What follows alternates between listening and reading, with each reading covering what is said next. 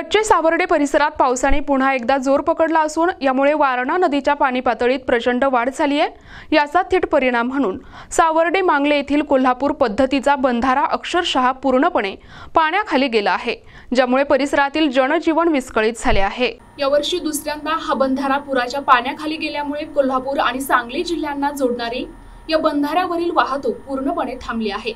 मे महिन्यापासून सुरू असलेला अवकाळी वळीव पाऊस आणि जून पासून मान्सूनची संततधार यामुळे लहान मोठे ओढे आणि नाले दुथडी भरून वाहत आहे। याचा परिणाम म्हणून वारणा नदी तिच्या पात्राबाहेर पडली आहे। नदी काठची शेते, उभी पिके आणि मळे पाण्याखाली बुडाली असून यामुळे मोठ्या नुकसानीची शक्यता बळावली जात आहे। प्रशासनाने नागरिकांना सतर्क राहण्याचे आवाहन केले आहे।